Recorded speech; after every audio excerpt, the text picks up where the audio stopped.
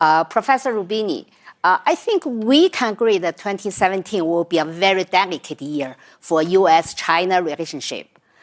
From your previous comments, we can say that you are also very concerned about the populism, America First, and anti-globalization voices of the Trump team. But on the other hand, it seems that Donald Trump welcomes anyone that claims to bring jobs to the U.S. Will that become an opportunity to Chinese investors in the U.S.? How will all this play out? Certainly, as you argue, this is going to be a critical year in the relations, not just economic, but also political, between U.S. and China.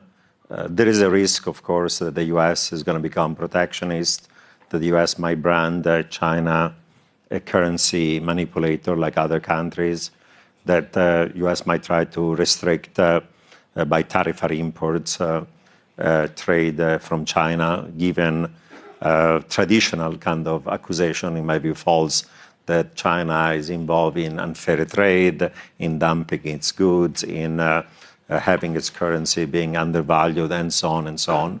So there is this dimension that creates a variety of potential for trade tensions.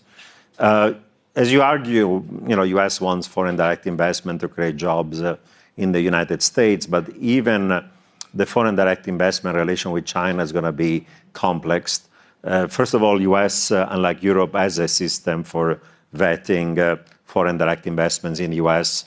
To check whether there is any issue about national security and so on. And even Europe, where traditionally this has not been the case, in recent episodes like in Germany and others, either concerns about national security or about losing strategic assets or industries or firms to Chinese firms, that has been a concern. Secondly, a lot of the FDI that has been done by China in Europe, but even in the United States, 2/3 or more of it has been done by state-owned enterprises and by other government entities.